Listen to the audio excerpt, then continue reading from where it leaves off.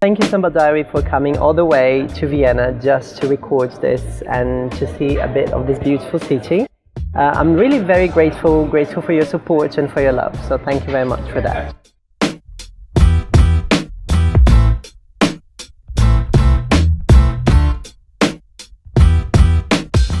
I was born in the city of São Paulo, Brazil. I lived there until I was about 6, 7 years old. By that time, there was the axé music coming out, so El Chan and many other axé groups. So my first contact to samba was actually there inside my apartment, listening to all of this axé music that was just coming out, you know. And the funny thing is, the lyrics from axé music are actually very dirty, and I didn't know what it meant, but still I would dance and do everything that they were singing about. So that's part of how I started dancing, I guess. When I was about 16, 17, I left Brazil. Before you start university in Brazil, there are the exams, the admission exams from most of the universities and colleges. If you're applying for a public university, you have to be very good and very, study a lot, basically. And I was fine, but I didn't really want to apply for law or for medicine or anything else, I actually wanted to start studying dance. My parents, they were not that happy about it, because it is a difficult life, especially in Brazil. Brazil has got no support for arts at all, especially at the moment with the new government. But anyway, I wanted to apply for a dance college, and I actually got accepted. But my parents at the time, they said, "Hey Felipe, why don't you go to Canada for 3 months to Toronto just to improve your English, and when you're there, make sure you chat with other people, connect to other dancers, other students, and see if that's really the life you want to have." And I was like, okay, well, why not? Let's do this.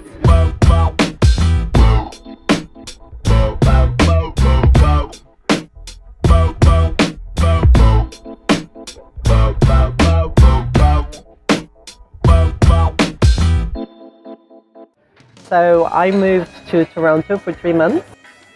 And of course, I loved Canada. Canada is a great place. People are lovely.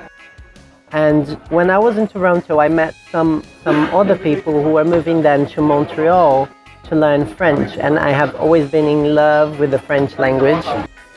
So I decided to go to Montreal too. And I stayed in Montreal for about 1.5 years, learning first French, also improving my English.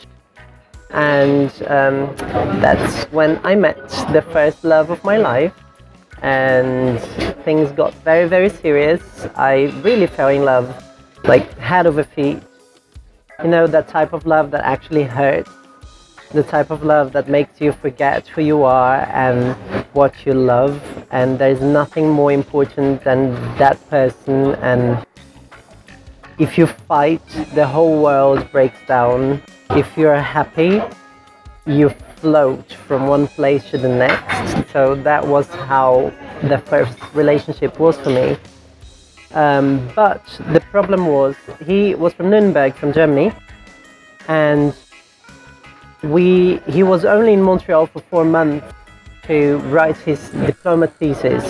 So we decided that after 4 months, he would have to return to Germany and we would split. So we decided to have the best 4 months of our lives. And we traveled, we went to parties together. We did everything that a couple who is in love would do. And it was too good.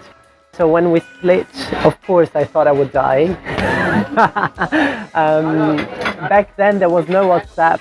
It was just Skype, and the connection was really bad. So we would Skype every day.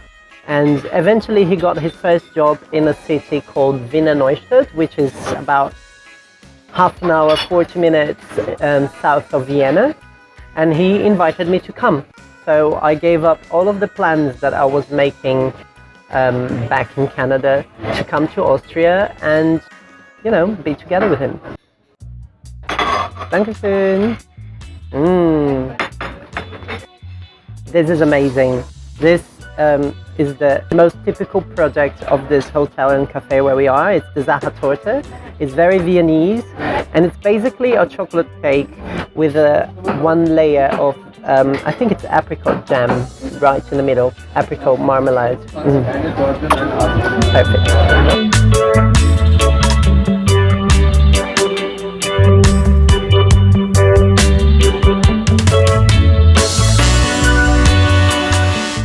I always wanted to study ballet, and I was always very jealous of ballet dancers. So if you are a ballet dancer, I'm probably going to be jealous of you. But again, I didn't get the support I needed from my parents. I could do other things. So I couldn't do ballet, but I could do kung fu. Then I slowly went towards dance by doing tap dance. All of my friends were doing tap dance, so I really wanted to do tap dance too, and I got an approval for that. And finally, I still wanted to take ballet, but I was not allowed, so I went to do circus instead, and tumbling, and, you know, aerial silks and all of that. And eventually I managed to do ballet, but it was just for 6 months and I was already old, so, you know, my body is shaped in a way of a non-ballet dancer. Once I got an injury and I went to a physiotherapist, and I told him I was a dancer, and he was like, your body and your leg, they are not shaped like the legs of a dancer. Your hips are closed. And I was like, thank you. But whatever. I fell into Samba, and I'm a much happier person now. The first real contact I had was actually a class from my master, the person who I consider to be my father in Samba, Carlinhos do Salgueiro. He was in Poland in 2016, and that's the first time I actually attended a Samba class, and I really, really liked it. After that, I sort of got addicted, and I started doing the carnivals and the events. My very first event was actually Caraba Samba in Mallorca. So Caraba Samba has a special place in my heart. My second event I ever attended was the Carnival in Berlin, and that was a highlight. That completely blew my mind away. The size of the Bateria of Sapucaí no Samba, how lovely people were, and how welcoming they were, that really, really impressed me. Actually, Bologna gets 2 stars from me because it was not only my first international workshop, but also it was the place where my character, o Gato de Salto, was born. After the class, I had to perform in the evening with a live percussion group, a live bateria, and I had nothing to wear. I just had very short jeans shorts, a striped Malandro t-shirt in black and white, and I had my high heel shoes that I used to train, and they were blue, like electric blue. And I didn't have a headpiece, I didn't have anything, so I was like, what am I going to wear tonight? And then somehow someone had a Malandro hat in, you know, in sequins, like the sequins Malandro hat, the cheap ones that people wear everywhere, in exactly the same shade of blue as my shoes. So I had blue hat, striped t-shirts, you know, very tight jeans, and the blue high heel shoes. And that's when it clicked, and it was like, oh my gosh, the hat and the shoes, brilliant, you know. And the response from the public was also amazing. It was not a costume, but it was so strong, you know, that image, it was very strong. So o Gato de Salto was actually born in Bologna, Italy. After I found the image that I wanted, which was the hat and the high heel shoes, I started thinking, I need a name, I need it. There's nothing I can do, I just need it. And I was always in love with the eyeliner, the cat-like eyeliner that I wear.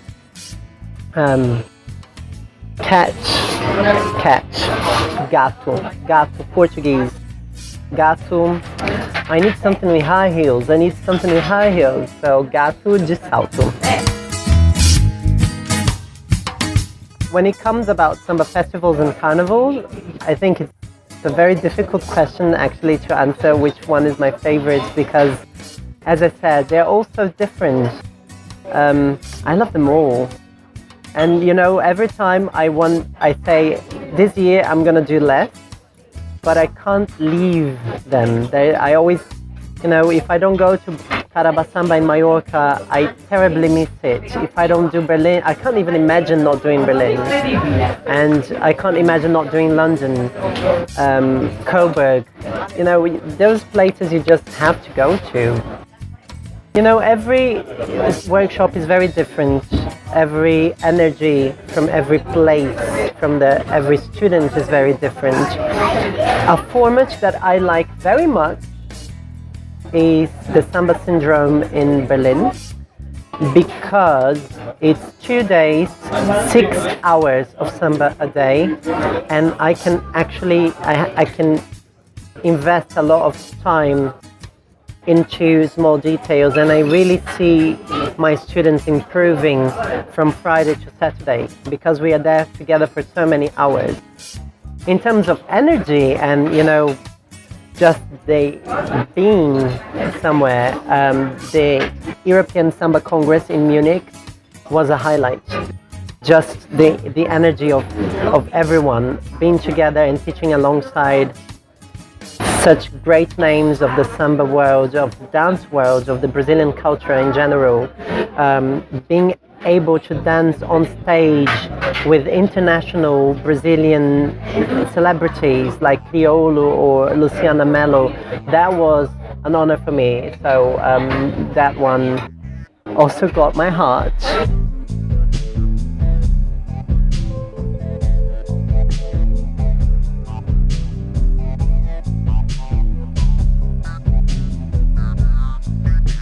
Vienna is the perfect place to live. It's a very beautiful city where you can lead a very peaceful type of life, and at the same time it's very multicultural and very metropolitan.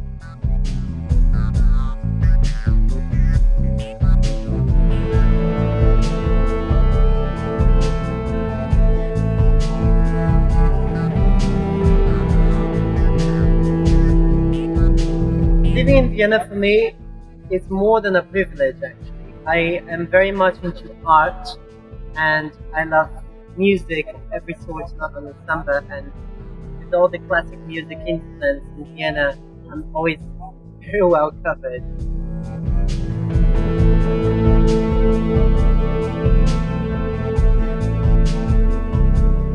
Dark period of my life. Let's say about 5-6 years ago, I used to live with a guy who studied Index. There's a faculty for film and cinema inside, and his university had a party, and the party was right where that balcony is. I don't know if you can see from the video over there, but there's a balcony here on the left, and right there was a party with a chandelier, and he asked if I could dress up perhaps as, you know, as a drag queen. So I had a corset, and I had fur and stockings and high heels, probably the beginning of my career. And at some point, way past midnight, they played a song that I really liked, so I jumped on the table, grabbed the chandelier, and started doing a striptease. So I can say that I actually did a striptease inside the Imperial Hofburg Palace.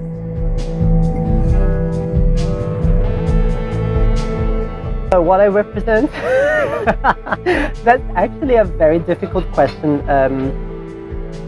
When I started doing samba, as I said, I couldn't identify with the male variation nor with the female variation, and I didn't have a role model. I didn't have anyone to look up to. There is no one who does what I do. So I wanted to remind everyone that samba is a form of art. Art is used to express feelings. Art hasn't got any gender. Samba is not female or male. Dancing is not a male or a female thing. Even a high heel shoe hasn't got any gender. You can't say this shoe is a girl, you know? So I just wanted to remind people of that. Especially in Europe, I think samba had a very bad image. You know, you had Brazilian ladies who came to Europe a few years, perhaps decades ago, and started selling samba shows with no knowledge and no technique. And this easily evolved into something that is very vulgar and very sexual. So samba dancers are seen as sexy, are seen as, ooh, look, they're showing so much skin, you know? Everyone wants to see the girls in the bikini. And I am here to, you know, break that stigma, to break that concept and say, hey, no, we are a dance form just like ballet. You know, we are as good as ballet, even better. You know, samba is a 100% original Brazilian style that was created between the associations of the slavery and the European influence in Brazil. We have as much cultural claim to the world as the Bolshoi in Russia. Brasilien, wie ihr wisst, wurde von den Portugiesen entdeckt in 1500. Das wissen schon alle. So I want to remind people of that. I want to stop objectifying women. I want to stop sexualizing women and their bodies and samba costumes and bikinis and feathers. Because if you really stop to think, you know, they are people, they are artists who can express something. We are artists. A rhinestone is a stone, a feather is a feather. You know, everything comes together to express what we want, what we dancers want. We are not here to make anyone horny, you know? I'm here to shock people and to remind people, say, hey, okay, for the past 20 years, you've been seeing these ladies doing this in bikini and going all the way to the floor, fine. But this is not samba. You know, samba is evolving just like any art movement in the world. Every time you have a, you know, even if it's the classical painting, it evolves. You have different periods in art, and just like you have different periods in samba. And it's time for everyone to open their minds and starting seeing samba for the art that it is. One of the most difficult parts for me was actually finding myself as a dancer, as an artist, as a sambista. I knew I didn't want to be a malandro, you know, a male dancer in a suit. And I am clearly not a mulata, I'm not a female dancer in a bikini. So for me, it has always been the challenge to connect these two. I always wanted the high heels, and I found out in Bologna about the hat, so I was really happy about that. But still, there was not enough for the big costumes in Carnival. I usually design or I come up with an idea in my mind, and I either order them in Brazil or currently in Europe. There's an amazing atelier by my friend Tina, House of Freya Samba Costumes, and she's a meticulous costume maker. Everything is perfect and beautifully ended, much higher quality actually than the products that I get from Brazil. So I think I'll be working with her more and more and more. Carnival ateliers in Brazil, they're not used to a person like me. They're either used to making bikinis or a suit. You know, combining both. It's like, hey, I want a bikini, but I don't have boobs, and I can't have a very, you know, narrow line down there. I need some fringe in front to cover, you know, because I have something there. So it has always been very difficult and very challenging for me. And that's why I love every single one of my costumes, because they're all very special. They're all very unique. The school I usually dance with was not invited to go, and many other schools with whom I have contact were also not invited to go. So until short before, I was not sure. I was like, okay, I'm going to Coburg, but am I going to be able to dance on a stage at all? Oh my gosh! I mean, imagine going to Coburg as a dancer and not being able to dance anywhere, you know? So I was like, you know what? I'm going to register for the Queen competition. I'm probably not going to be taken, but I'll register, and if they take me, at least I'll have the chance to dance on the stage, and I'll take a picture, make a video, and that's fine, you know? And I was so surprised and so happy when they sent me the message saying that I was registered and, you know, welcome, and I was like, oh my gosh, now this is getting serious. I am going to be there up on that stage competing, and you know, they're great, amazing dancers in Europe. So I was nervous. I was very, very scared. But my goal was always that. Felipe, remember, you only want to dance on a stage for one video. That's all you want. You don't want more. You don't need more. You know, and I can't push my luck. I know I'm fighting to open everyone's minds, but I am fully aware that some things are not ready to happen yet. So I was not expecting to win any type of prize at all. Definitely not the first place, but any type of prize. So I was like going to dance in my best way to get one video, and people liked it. And I got third place, and I still can't believe it. I am very, very honored. You know, afterwards I was hearing, no, because you should have won first place. I was like, it doesn't matter. The fact is, never before a guy has joined the competition as a guy. There was a guy, but he transvestited himself into a lady and joined the competition. And I think he even won. Yeah. Beautiful. But that's not my proposition. Never a guy had joined the competition as a guy and dancing in high heels. So that was, you know, another provocation. And just being acknowledged by the judges was very fulfilling. You know, it's just this acknowledgement that say, hey, not the first prize, but we acknowledge that you exist, we acknowledge that you're good, we acknowledge that you represent something and you represent Samba. And the third prize for me was more than I could have asked for. Actually, I am a trained conference interpreter. I interpret mainly into Portuguese or English or German, but I also work sometimes with French instructor, and I have, you know, regular classes during the week when I teach dance fitness programs and other fitness programs. And every summer I am a tour guide, so I travel around all over Europe with groups. So I travel a lot.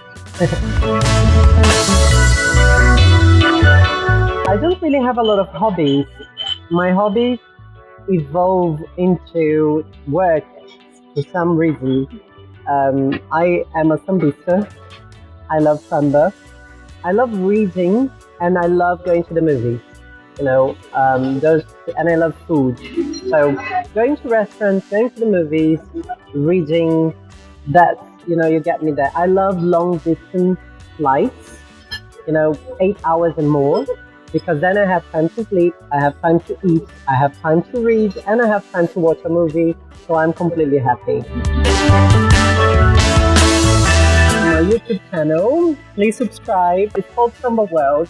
It's a YouTube channel that I created in English language to give information to people who are interested in samba and carnival but do not speak Portuguese. Because when I started dancing samba and trying to buy costumes, trying to buy tickets to go watch the parade, trying to find out information about what types of rehearsals there are, and how do you go to the rehearsals and where are they, you can't find that information. That information is nowhere online to be found. if it is, it's in Portuguese. So, especially now that we've got so many people from all over the world interested, the need is there to have this information out there accessible for everyone. So that's why I decided to create the Samba World. I must confess, I'm a very beginner.